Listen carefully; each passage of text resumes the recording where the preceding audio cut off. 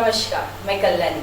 दिल से दिल तक इस कार्यक्रम में हम आपको अनेक मशहूर हस्तियों से मुलाकात करवाते हैं। हम आपको आज मिलाते हैं तन्हा नागपुरी जी से। नमस्कार।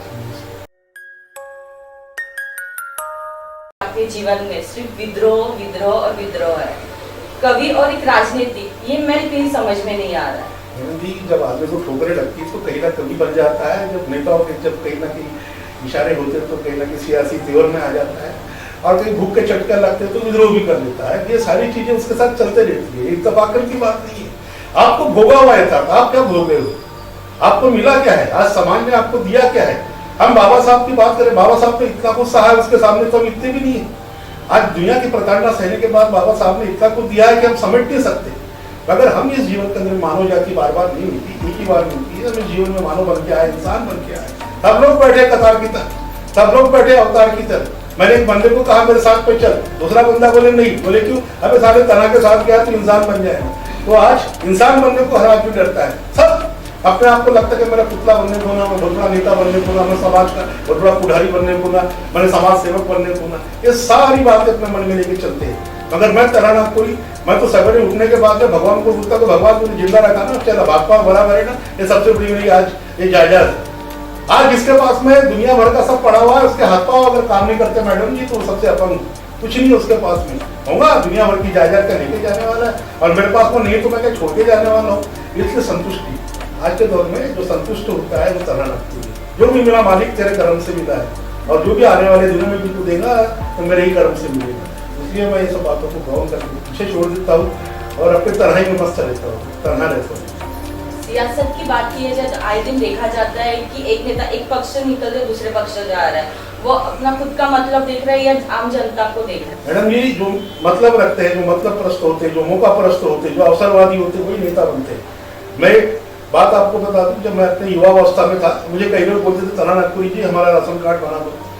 मैं बोलता था ठीक है ताई, मैं राशन कार्ड के कहीं ना कहीं ऑफिस में जाता था और मेरे से बनता था। वो साहब लोगों के पास हाथ पाँव जोड़ के कहीं ना कहीं उनके 2-4 दिन में कार्ड बना के देता था। अब कल्याणी जी उनको मैं, ऐसे कई लोग हैं जो उनको मांगता कि तन्हा की चलती करके कार्ड बना के देगा, तो मैंने उनके घर में कार्ड लिया के दिया करके नेता नहीं बना। अगर मैंने जिंदगी भर उनके कार्ड नहीं बना के दिया होता था, ये 200 रुपए दे पहले, ये 500 रुपए दे हवाले देना पड़ते, अरे वो साहब को देना पड़ता है। ऐसा करता करते उन गरीबों को मैं खंगाला होता, अपने पीछे में उनको सालों तक लगाया होता तो मैं सही में नेता बनता था। ये नेता बनने की गुण तन्हा नागपुर में वहीं से खो दिया है।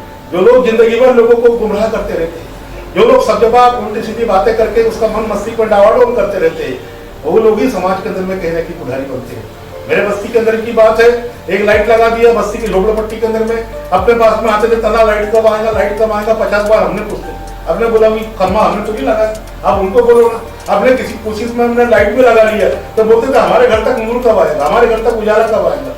अरे हम नेता बनने के हमें सारे गुण होने के बाद में भी हम सामाजिक दायरे में उलझे रह करके हमारा नेता नहीं बन सके। वरना आज जो नेता बनते हैं वो जातिवाद का कहीं ना कहीं कनेक्शन लेके चलते हैं। आज जो नेता बनते हैं वो अवसरवादिता का कहीं ना कहीं अपने दायरे में सिमट कर वो आगे बढ़ाते रहते हैं। आज उनके परिवार में, आज देखिए ना, आज हर नेता के घर में उनका लड़का कहीं ना कहीं या लड़की कहीं ना कहीं नेता बन रही है, आज नुमाइंदा बन रही है। हमारे घर में कोई नहीं, हमारे खानदान ने कोई नेतागिरी नहीं किया। हम तो सिर्फ वोट देते रहे और वोट देते रहे, नेताओं के पीछे घूमते रहे, उसको आगे बढ़ाने के लिए जिंदगी में कहीं ना कहीं अपना फंड लगाते रहे, अपना दाव लगाते रहे करके। मैं बोल रहा हूँ कि नेता और सामाजिक क्षेत्र में बहुत फर्क आता है। जो सामाजिक क्षेत्र में काम करता है उसके लिए मेरे को डॉक्टर बाबा साहब आम्बेडकर पुरस्कार मिला है, नॉट ए नेतागिरी।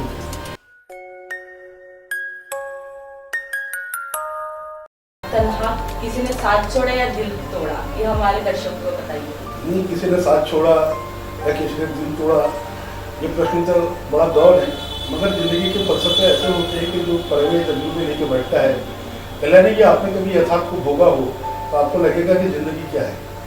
अब बच्चे का नामकरण होता है तो उसका नाम कुछ लोग रख देते हैं, तो वही नाम की उसकी जिंदगी चली जाती है, इसी नाम से उसकी पहचान बढ़े रहती है। मगर मैं अभागा हूँ, मेरा बचपन का नाम चिंतामन है। कोई बोलते रहे चिंदू चिंदू चिंदू, कोई चिंतामन बोलते थे, कोई चिंदू बोलते थे। फिर मैं किसी और कारण से आ गया तो अकेला रहने लगा।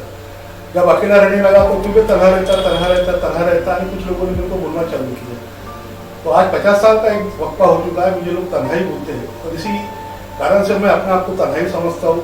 मैं आपको पहले भी बता दिया हूँ, महाबोधि चैनल के माध्यम से मैं दर्शकों को ये बताता हूँ तो मैंने शादी भी किया हूँ, आज भी तन्हा रहता हूँ। तन्हा नागपुरी मेरा नाम है। डॉक्टर बाबा साहब आम्बेडकर दलित पुत्र में को पुरस्कार मिला हुआ है। सामाजिक क्षेत्र में काम करता होकर के पटियाला गवर्नमेंट से मिला हुआ है और सामाजिक क्षेत्र के अंदर में ही, साहित्यिक क्षेत्र में ही कहीं ना कहीं मेरा नाम चलता है करके खासदार महोत्सवी में मुझे विदर्भ गौरव से नवाजा गया है। मेरी कथा भी छपी है, मेरे साहित्यिक कार्यक्रम की कृतियाँ अलग अलग होती है। तो कल्याणी जी, आप तन्हा नागपुरी के बारे में न जाने, मगर तन्हा नागपुरी को क्यों तन्हा बोलते हैं कि लोग बोलते हैं करके। अब किसी ने किसी को बोल दिया वो आपका है, वैसा है, ऐसा है। अन्ना हजारे को अन्ना जी बोलते तो कोई जी लगा देते हैं, नहीं तो अन्ना ही बोलते थे। उसी तरह से मेरे को तन्हा बोलते हैं करके मैं अपने आप को तन्हा नागपुरी महसूस करता हूँ। और दर्शकों आपको भी बता दूँ कि तन्हा रहने का एक अलग नजरिया है। हमारे इस शहर के अंदर में, हमारे राष्ट्र के अंदर में, हमारे पास पड़ोस में भी ऐसी कई कृतियाँ हैं जिनको अलग अलग नामों से, और ये मेरा उपनाम है।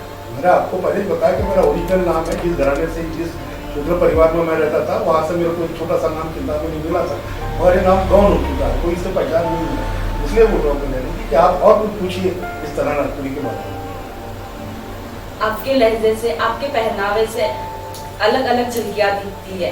आपके पहरावे में एक राजनीतिक नेता है, आप एक कवि है, आपके व्यक्तिमत्व से आप एक डॉन दिखते हो। आपकी हाथ की उंगलियों की तरह देखा जाए तो आप कहीं ना कहीं ज्योतिष शास्त्र में दिलचस्पी रखते हैं। अब असल में है कौन, कवि है, राजनीतिक नेता या सामाजिक कार्यकर्ता या ज्योतिष शास्त्री? नहीं, मैं हर रूप में भी देखूंगी तो मैं आज भी तन्हा हूँ। कहते हैं कि मेरी कविता के माध्यम से मैंने 2 लाइन में बोला था कि ना मैं रदीफ समझता हूँ ना काफिया समझता हूँ। मैं तो अपने आप को माफिया समझता हूँ, ना रदीफ समझता हूँ ना काफिया समझता हूँ। मैं तो अपने आप को माफिया समझता हूँ और सुखनवरों को नगमों की मदिरा पिलाने आज महाबोधि के चैनल का साकिया समझता हूँ। तो मैं आज आपके बीच में ना मैं डॉन बन के आया हूँ, मैं छोटा सा एक साधारण सा कवि हूँ, इंसान के रूप में चलता हूँ। और ये किसी ने बोला है कि तन्हा आपका जो लिबास है अच्छा लगता है, तो मैं इसी लिबास में रहता हूँ। तन्हा जी को और भी कोई चाहने वाले मिल जाते कि तन्हा तो ये जैकेट पहनता तो अच्छा लगता है। हर आदमी का अपना एक बोलने का अंदाज होता है और किसी के जिस्म पे, किसी के बदन पे अगर फपता है, आदरणीय पांडे जी के बदन पे वो इतनी जैकेट अच्छी दिख रही है, आपको कुछ अच्छा लगता है, कुछ आपको अच्छा लगता है, ये मेरे बदन पे अच्छा लगता है।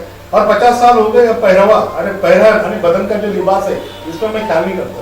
जो भी मिल जाता है भगवान की दुआ से उसको मैं हासिल कर लेता हूँ और अपने काम को आगे बढ़ाने के लिए अपने लिबास को लेकर चलता हूँ। ये आपका नजरिया है, उसका नजर को दाद देता हूँ। अरे ये छल्लों की बात तो मेरे एक शौक है, ये हर आदमी का अपना शौक होता है, तो शौकिया मिजाज में पहन लेता हूँ। आप कहे तो कल स्वीकार दो। आप कवि होने से पहले, आपकी 50 साल की उम्र, आप कवि होने से पहले कुछ करते थे या पहले से कवि, या राजनीतिक में दिलचस्पी रखते हैं या सामाजिक कार्यों में आप अपना समय बिताते हैं? जी, मैं पहले बहुत गरीब परिवार में पैदा हुआ। आपको बता दूं, मेरे घर में मेरे 5 भाई भगवान को प्यारे हो गए। मेरी बहन एक थी, वो भी प्यारी हो गई और मैं नाला एक मन्नत का लड़का उनके घर में जिंदा था। अब ऐसा बोलते कि कोई सब मर गए तो भी इसका नाम कुछ ऐसा रख दो, वैसा रख दो, तो मेरे को अपने माँ बाप ने कुछ तो भी अलग नजर से रख दिया। और उपेक्षित होने के नाते मैं बचपन से माँ बाप से 2 कदम दूर रहा। बड़े बुरे दिनों में रहा, रिक्शा चलाया, इलेक्ट्रिक के पोल गड़ाया, खदानों में बड़े बड़े बार उड़ाया, प्रताड़ना आए कागज वाले के साथ में रहा, फुटपाथ पे रहा, बरसात पे रहा। जो भी त्रास दिया है, ये सारी त्रासदियों को झेलते झेलते मैं इस मोड़ तक पहुंचा। और जो तजुर्बे उन परिस्थितियों के मुझे मिले हैं, हालात के मुझे मिले, उसको सहते रहा हूँ। मुझे किसी ने सहारा नहीं दिया और मैं थोड़ा अक्ल मिजाज का होने के नाते किसी का स्वामी, अपने स्वाभिमान को ढेर सकता करके मैं किसी से कुछ लेता भी नहीं था। और मेरा स्वभाव भी था कि मैं छीन के लेने की भी उस जबान में ताकत रखता था करके आज भी मैं इसी मिजाज में रहता हूँ। और से वो दिन सभी के बरबस नहीं रहते हैं। आज कम से कम मेरे 11-12 साल जो बुरे त्रासदी के थे वो निकल गए हैं और निकलने के बाद में जिंदगी के अंदर कई ऐसे मकाम होते जो बदलाव के होते, बदलते रहते। हमारे जीवन में भी कहीं ना कहीं कविता के मकाम आए, कहीं ना कहीं शायरी के मकाम आए, कहीं ना कहीं आंदोलन के मकाम आए, कहीं ना कहीं परिचित दायरे के मकाम आए। मैंने नामांतर के लिए लड़ाई में कहीं ना कहीं अपने आप के लिए लड़ खाया हूँ। आदरणीय कवाड़ जी के साथ में बंद हुआ। मैं सामाजिक चिंतन में बाबा साहब के विचारों के आंदोलन में कई बार आगे आगे बढ़ते हुए लोगों को काम आते रहा हूँ। यहाँ पे ही नागपुर के बाहर में भी मैं दिल्ली तक गया हूँ, सोनिया गांधी तक मिला हूँ, आदरणीय मोदी जी से मेरे को देवेंद्र फडणवीस साहब ने मिलाया हो, ये प्रधानमंत्री रहते हुए भी मिलाया। तो मेरे ऐसे हस्ती है जहाँ रहमतें बरसती है वहाँ चांदी बरसती है। अब बताया आपके आगे हमारी क्या हस्ती है? कल्याणी जी, जिंदगी के अंदर में जो वक्त मिला उसके साथ में उसी साचे में आदमी को ढलना पड़ता है। वक्त चलाता है तो चलना पड़ता है, वक्त चलाता है तो चलना पड़ता है। सर, आप एक साहित्य क्षेत्र में आपका एक नाम है, आप एक खुद कलाकार है, विदर्भ की कलाकारों के बारे में आपका क्या है? देखिए, विदर्भ के कलाकार हो, चाहे नागपुर के कलाकार हो, चाहे महाराष्ट्र के कलाकार हो, कलाकार कलाकार ही होता है, या किसी भी क्षेत्र का हो, साहित्यिक क्षेत्र का हो, तमाशा क्षेत्र का हो, नाटक क्षेत्र का हो। आज ये कोरोना काल में कई ऐसे कलाकार हैं जिनकी रोजी रोटी कहीं ना कहीं बहुत बड़ा संकट आ गया है। मैंने माननीय मुख्यमंत्री साहब से, हमारे पालक मंत्री साहब से इस मसले पर कहीं ना कहीं करस्पॉन्डेंस लेटर का किया है, मगर अभी तक कोई प्रत्युत्तर में जवाब नहीं आया है। मैंने लिखा भी था कि प्रश्नोत्तर का काल कभी आया नहीं था, जवाबों का सवाल कभी आया नहीं था। आपके लिए निकला था क्रांति का सूरज, मगर मेरे लिए नया साल कभी आया नहीं था।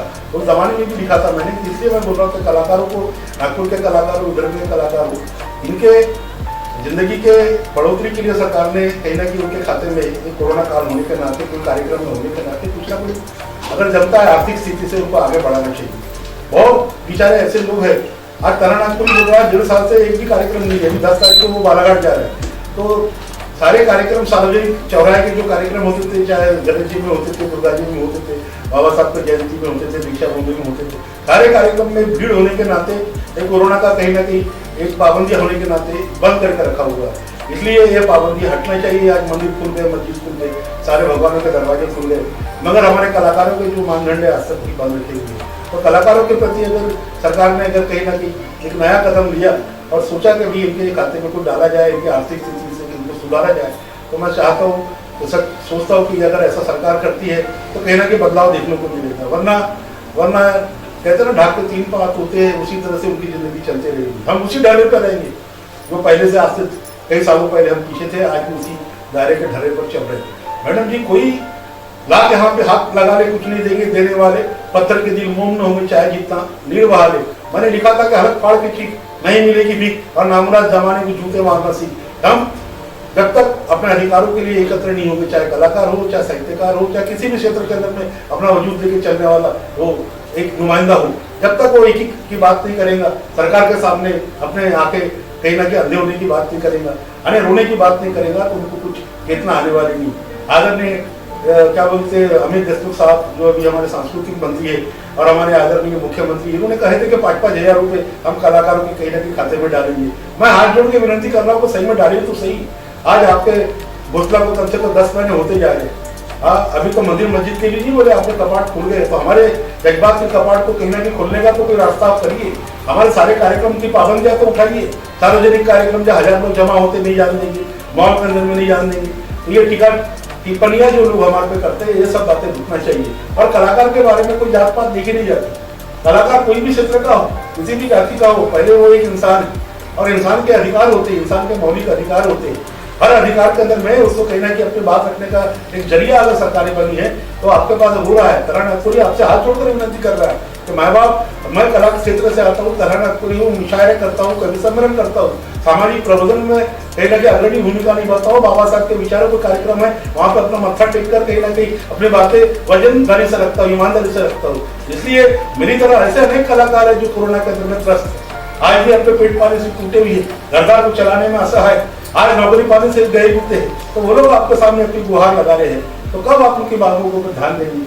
हाँ, मैयत निकलने के बाद हार लेके आया था, मंत्री बन गया तो कार लेके आया था। अखबार की दुनिया में हल्के लोग ही था ना, आज कलम छोड़ दिया और तलवार लेके आया था। हमको तलवार लेके चलेगी, हम कलम को छोड़ दें? नहीं, हम इंसानियत को लेके चलते हैं। हम आज बाबा साहब के विचारों को लेके चलते हैं। करके आपसे गुजारिश है कि कलाकारों के विषय में आप कहीं ना कहीं संजीदा हो और उनके लिए कहीं ना कहीं आर्थिक उपायों को मजबूत करने का ढाढ़स बनाए। इतनी ही मेरी आपसे कल्याण, इतनी ही मेरी आपसे एक ही इंसान के अंदर सामाजिक नेता, सामाजिक कार्यकर्ता, एक साहित्यिक होने के बावजूद तन्हा नागपुर जी अपने जमीर से जुड़े हैं। लोगों के लिए, आम जनता के लिए वो संघर्ष कर रहे हैं। सर, हमारे दर्शकों के लिए एक शायरी हो जाए। क्या है, जिंदगी को ख्वाब कहते हैं, पूरे दिल को शराब कहते हैं, उनको मिलना है जरा बचपन लोग में खराब कहते हैं। अरमानों से लंबी ट्रेन लेके चलता हूँ, मैयत उठाने को क्रेन लेके चलता हूँ। अरमानों से लंबी ट्रेन लेके चलता हूँ, मैयत उठाने को क्रेन लेके चलता हूँ। और सद्दाम को फांसी देने वाले उस बुश को बता दो, मैं लादेन से खतरनाक ब्रेन लेके चलता हूँ, मैं लादेन से खतरनाक। तो हम कलाकार लोगों का जरा ध्यान कहीं अलग अलग कदम से हट जाए तो तलवार की तरफ चले जाता है, अगर बाज झपटला मारे तो शिकार की तरफ चले जाता है। कोई प्यार करे तो फिर प्यार की तरफ चले जाता है, नहीं करे तो तन्हा के तनहार के चले जाता है। तो हम तन्हाई की तन्हाई झेलते हुए आज थोड़ा आपके चैनल के माध्यम से यहाँ पे क्या आ गए, तो इसी बातों का कहने की जल्लोस हो गया है, जाहिरा हो गया है, और जाहिरनामा न सिर्फ तो जाहिरा हो गया है। तो मैडम जी, बहुत लोग मिलते हैं मुझे कलंदर की तरह, बातें करते हैं कहीं ना कहीं पैगंबर की तरह, इस दौरे गर्दिश ने हमें बर्बाद कर दिया, वरना तकदीर हमें भी पाई किसी कलंदर की तरह। हम भी छोटे से कलाकार हैं, इसलिए आज के इस दायरे में और मैं क्या कहूँ, बहुत कुछ क्या कहने के लिए तो बहुत सारी बातें हैं, मगर सवाल वहीं पे कहीं ना कहीं गौन हो जाए तो अच्छा लगता है, हमारी मानी हम मौन हो जाए तो अच्छा लगता है। तो बोलते हैं ना, कुछ रात ना खोले वही बेहतर है, ऐसा कुछ तन्हा ना खोले से पता चले। बगावत के बुलबुलें देखी नहीं जाती, मोहब्बत के सिलसिले देखी नहीं जाते, लोग शादी करते हैं तो ढीले हो जाते हैं, मगर हमारे हाथ पीले किसी देखी नहीं जाते। तो हमारे हाथ पीले नहीं हुए, मतलब आप शादी के खिलाफ है? शादी के खिलाफ नहीं मैडम जी, समय पे अगर हो जाए, समय पे कोई भी चीज समय पे होना चाहिए। अब क्या है, उम्र क्या है, हमारे पाँव कब्र में लटके है, तीसरी शादी का ऑफर आता है तो क्या फायदा है क्या फायदा है? ये नहीं, समय पे अगर सारी चीजें हो जाए। और आपको बात नहीं, हम अभी भी शादी करने के लिए रेडी है, अगर हमको वो चीज मिले तो ठीक है, नहीं तो बोलेगी अरे भैया तो घर खावाले नहीं है, तो घर पानी पड़ती है, तो घर ऐसा है, तो घर तीन वाले नहीं है, हाँ तो घर झाड़ू में मारना पड़ेगा, अभी झाड़ू मारी।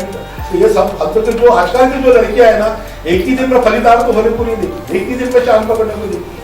पहले हमारे घर के अंदर में हमारी माँ हमको गोद में लेकर चूल्हा लिपती थी, हमने छोटेपन में देखा है, कितनी गरीबी थी। और आजकल की लड़कियां चूल्हा लिपती के क्या, गाड़ी पूछने को बोले तो तकलीफ में आ जाती है। सभी लड़कियां जिससे नहीं होती, बता रहा हूँ, एक मिनटों में सिम कार्ड बदल जाते हैं, कितने जल्दी बदल, मिनटों में बदल जाते हैं। हाँ, मोबाइल के महत्व ने सबको के लिए अपनी दुनिया अलग तरह से बसाने का मौका दे दिया है। आप ये तो तू चल, मैं आया, मैं नहीं तो तू सही, ऐसा करते करते जिंदगी के आयाम बदल जाते हैं। हम वहीं पर रहते हैं, नाम बदल जाते हैं, कौन उसका बाप है कौन उसका पति है मालूम नहीं चलता, और जब पेट आता है तो इल्जाम बदल जाते हैं। तो ये जो दुश्वारियां हमको मोबाइल ने दी है, ये समाज के अंदर में आज मोबाइल भी कहने की जवाबदार है। हम कहाँ गिरे, हम चांद पे जाने की बात करते, मंगल पे जाने की बात करते, मगर उदासन में बाप ठोक रहा है तो उसके दावे लाने की बात नहीं करते। हमारी माँ बेचारी कहीं ना कहीं लकड़ियां नहीं है, आके फूक देती है, क्या बोलते हैं, चूल्हे के पास में आके खराब कर देती है, उसके आगे तपासने के लिए कोई डॉक्टर के पास जाने के हमारे पास समय नहीं। हम अलग ही तरक्की के दायरे की बात करते हैं। हमारे पुरखों ने आज हमारे को जो दिया है, आज नवरात्र चल रहा है, पुरखों का दिन कल खत्म हो गया, हमको जो भी दिया उसके बारे में चिंतन नहीं करते। और पाटिल साहब, आपको एक बात आखिर की बोल रहा हूँ कि सही में हम माँ बाप को याद करके रोज अगरबत्ती लगा खाना खाते का कोई याद नहीं करता, 4 दिन का ढोक करते। एक समाज का एक उदाहरण है, एक ज्वलंत नजीर है कि बस 4 दिन तक अपने को शो करना है, समाज के सामने बाप मारा तो रोना है, मामूली तो रोना है, बाद में बस उसी तरह से हंसना है। ये दायरा ही लेके चल रहे हैं। दादा कोई जिंदगी पर कोई किसी के लिए मरता नहीं, चाहे कोरोना है, चाहे कोरोना के बाद में और भी कोई हैजा है, ये जिंदगी चलने वाली है। जब तक सूरज चांद की गति रहेगी तब तक हमारी गति रहेगी, और हम अगर ज्यादा की औकात दिखाए तो तरह नागपुरी की मती रहेगी। खराब होगी तो क्या करेंगे? करके बोल रहा मैडम जी, आज के दौर में नेता बनना बहुत जल्दी अग्रसर हो जाएगा, हमारे कवि बनना सबके नसीब की बात नहीं होती। कवि बनने के लिए बहुत पापड़ देना पड़ता है, संघर्ष करना पड़ता है, और संघर्ष की किताबें कहने के गीते की जलना भी पड़ता है। और जो ये सुविधा में अपने आप को ढाल लेता है उसी को तरह नागपुरी कहते हैं, उसी को तरह नागपुरी कहते हैं। सर, लोग आपको इतने तरीके से जानते हैं, सामाजिक नेता, राजकीय नेता, एक कवि, एक विद्रोही, आपको क्या पसंद है कि लोग आपको इस नाम से बुलाए या इस नाम से पहचाने? अब कौन सा नाम देंगे भाई, मेरे को क्या देने वाले, तरह नागपुरी के बाद में क्या मेरे को दूसरा कौन सा नाम देंगे, तुम ही बताओ। एक राजनीतिक नाम मैडम जी, मैं बोला ना कि वो इतने रास्ते पे नहीं गिरे थे कि उठा के लाया तब तक हिस्से में डाल दिए, वो तो मत मीटिंग में बंद होते। आप किसी पार्टी के क्या आश्रय से अगर खड़ा होते तो उसको तो चुनकर आना पड़ेगा ना। राजनेता तब बनता है ना, आज जो भी बड़े बड़े मान्यवर लोग दिल्ली में बैठे, बॉम्बे में बैठे हुए, जहाँ भी प्रदेश है वहाँ बैठे भी उनकर आए, लोकतंत्र के आस्था को लेकर चल रहे हैं ना। हम लोकतंत्र के पुजारी हैं, हम मत दे सकते हैं, हमको मत बड़े मुश्किल से मिलेंगे क्योंकि हम कवि है, तो हमारे पास तो माया नहीं है। माया मतलब हमारे पास से बोलने वाला भी कोई नहीं है। जब तक हमारे पास में, हमारे सिलसिले में, हमारे संघर्ष के लिए कोई मशाल लेके आगे नहीं तरह नागपुरी की हम लड़ेंगे, नहीं तरह नागपुरी की शादी के लिए हम लड़ेंगे। एक जमाने में बड़े बड़े नेता लोग लाखों रुपए लेके आया, तब मैं शादी नहीं किया, तब अपने अकड़ में रहा, दुनिया भर के क्या बोलते शौकिया मिजाज में रहा। हाँ, मगर जब थक जाता है, जब थकने के बाद में जब उसकी उम्र ढल जाती है, हाँ, खोटे सिक्के भी नहीं चलते उसके, तब उस कुत्ता के सचमुच शादी कर लेता ना। जो लड्डू शादी का खाया वो भी पछता है, जो नहीं खाया वो भी पछता है। तो मेरे को लगता है कि मैंने कर लेता, मगर उस दौर की बात है। अब 40 साल 50 साल का वक्फा हो गया है, करके बोल रहा हूँ मैडम जी कि सियासत अपनी जगह है, पर कविता जो करता है वो प्रबंधन सही में सामाजिक चिंतन का एक अलग हिस्सा होता है। मेरी किताबें आए, मेरी पहली किताब का नाम है मैं और मेरी तन्हाई, दूसरी किताब का नाम है मछली के आंसू, और तीसरी किताब का नाम है रोटी के कीड़े। अभी मेरी क्या बोलते प्रकाशन में पड़ी हुई है, यहाँ पे नरेशन साइकिल के ऊपर में, वहाँ पे विश्व भारती प्रकाशन वहाँ पड़ा हुआ है। करके मैं बोल रहा हूँ मैडम जी कि ये जो आस्था है, साहित्य के प्रति जो रुझान रखते हैं, कविता के प्रति जो कहीं ना कहीं समर्पण रखते हैं, और नेताओं के प्रति भी कहीं ना कहीं अपनी जिज्ञासा रखते हैं, उसमें बहुत फर्क होता है। आपको सुई का एक थोड़ा सा क्या बोलते हैं तिनका भी अगर गड़ जाए, कांटे का तिनका भी गड़ जाए तो उमा करते हैं, अरे जल्दी से घबरा जाते हैं। मगर इतनी सी बात पर जो घबरा जाता है मैडम जी, वो साहित्यिक जगत में, स्मृता के जगत में चलना नहीं चल सकता। अरे कई लोग तो घाव खाकर भी बिल्कुल तटस्थ खड़े रहते हैं, वो हालात के घाव होते हैं, वो ऊपर वाले के मार के प्रताड़ना के घाव होते हैं। ये तरह नागपुर आज की सहरा है। मैं मामोदी चरण जी का बहुत बहुत आभार व्यक्त करता हूँ। कल्याणी जी, आपने मेरे जज्बात को कहीं ना कहीं उकेरा। क्या है चित्रकार जिस तरह से दिलीपा में अपने ब्रश के साथ में रंग भरते रहता है, हमारी छोटी बहन है, हमारी माता है, हमारी बहन है, सवेरे जिस तरह से दरवाजे के पास में अपने अल्पनाओं की रंगोली इस तरह से कहीं ना कहीं डालते रहती है, और उस रंगोली के ऊपर में कहीं ना कहीं गमले ला के क्या गोबर के कहीं ना गुप्ले ला के वहाँ पे उस पर भी फूल रख देती है। उस तरह से आपकी बातों में जो साहित्य की यमक रखे हुई है, और मेरे प्रश्नों के अंदर में कहीं ना कहीं आपने जो गुलजार लगाया है, जो गुलदार लगाया है, उसके लिए मैं आपका सचमुच क्या बोलते मनपूर्वक आभारी हूँ। और से बहुत से लोगों ने अपने इंटरव्यू के माध्यम से सामाजिक दर्पण को आगे लाकर चिंतन किया होगा, दिखाया होगा, मगर मैं गंगा के लहर को पकड़ नहीं सकता, जमुना के क्या बोलते किनारे को थाम नहीं सकता। मगर एक बात को मैं कह सकता हूँ कि मैं अपनी नैतिकता में रहता हूँ, मैं ईमानदारी से जीता हूँ, भलाई मैं तनहा हूँ, आज हूँ कल नहीं, इसका दावा नहीं है। मैं साहिर साहब का शताब्दी वर्ष चल रहा है, पाटिल जी बता दूं, मेरे घर में श्री बाबा साहब और साहिर विधानी का फोटो है। हर साल मैं उनकी जयंती मनाता हूँ। अभी ये 25 अक्टूबर को उनका 41वां पुण्यतिथि आ रही है, तो उनका साहिर साहब का शताब्दी वर्ष चल रहा है। उन्होंने कहा भी है कि जहाँ सच ना चले वहाँ झूठ सही, जहाँ हक ना मिले वहाँ लूट सही, जिंदगी हंस पे गाने के लिए। उन्होंने अपने नगमों के माध्यम से बहुत कुछ समाज को दिया है। नागपुरी ने उसके सामने इतना भी अंश नहीं है, मगर जो भी हमने अपने कविता के माध्यम से, शायरी के माध्यम से, नगमों के माध्यम से, किताब के माध्यम से अगर कुछ दिया है, तो उसका कहीं ना कहीं जय जयकार, उसका कहीं ना कहीं आराम लोगों के मन में जिंदगी भर रहेगा। और दोस्तों, मेरी मुलाकातें बड़े बड़ी टीम पे आई है, नागपुर के बाहर में भी आई है। मेरा लोकप्रभा बंबई से लेकर आई हुई है। मैं तो आपके चरण का माध्यम से आभारी हूँ, मगर बाहर में भी मेरे कीर्तिमान को कहीं ना कहीं 4 चांद लगाए हैं। ये 4 चांद थोड़ी देर के लिए अच्छा लगते हैं, मगर भी कहा है ना साहिर नहीं, मैंने तो चांद और सितारों की तमन्ना की थी, मुझको रातों को सियाही के सिवा कुछ नहीं मिले। तो हमारे को तो रातों को सियाही के सिवा कुछ मिलता ही नहीं है, तना को तनाई के सिवा कुछ मिला ही नहीं है। परछाई से 2 कदम दूर रहा करता हूँ, अंगड़ाई से 2 कदम दूर रहा करता हूँ। आप जो मुझे लपेटे की बात करते हो, तो आपके साये में परछाई से कभी 2 कदम दूर रहा करता हूँ। मैं हूँ, मैं तो फरिश्ता तो हूँ, छोटा सा तिनका हूँ। तिनके क्योंकि अवकाश वैसी भी नहीं होती है, कब हवा आएगी, कब उसको अपने दायरे में बाहर ले जाएगी। 1-2 पल की जो से हाथे चल रही, कब उसकी लौ एक हफ्ते जाए ठहर जाएगी। ऐसी ही जिंदगी को लेके नागपुरी आपके बीच में आया है। कुछ खटाए होगी तो माफ करें। और से आखिरी के कुछ पंक्तियां दे रहा हूँ। मैंने माँ के लिए लिखा था कि फुटपाथ के दायरे में, मैंने माँ के लिए लिखा था कि भूखे पेट की ख्वाहिश पे क्या बेच के खाएंगे, वक्त आए नुमाइश का माँ बेच के खाएंगे। ये भूखे पेट की ख्वाहिश से क्या बेच के खाएंगे, वक्त आए नुमाइश का माँ बेच के खाएंगे। और इंसानियत के तकाजों पे जब बिकेगी गैरत, तब पत्थर के फरमाइश पे खुदा बेच के खाएंगे। ये चांद तू ले जा अपने सितारों को कहीं, वरना बेचने वाले तेरा आसमां बेच के खाएंगे। चमन के फूलों पे कई भौरे टूट पड़ेंगे, चमन के फूलों पे कई भौरे टूट पड़ेंगे, और पतंगे अपनी हवस पे शम्मा बेच के खाएंगे। न जाने किस जमाने की बदगुमानी लिए हम, न जाने किस जमाने की बदगुमानी लिए हम अपनी औकात के सारे निशा बेच के खाएंगे। और महंगाई में जब कुछ भी नहीं रहेगा बिकने को, तो फकत लाश का उठता धुआं बेच के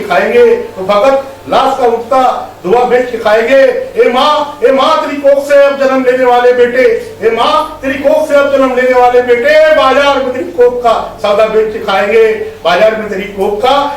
बेच के खाएंगे। और सुकरात के मानी तू जल्दी जहर पी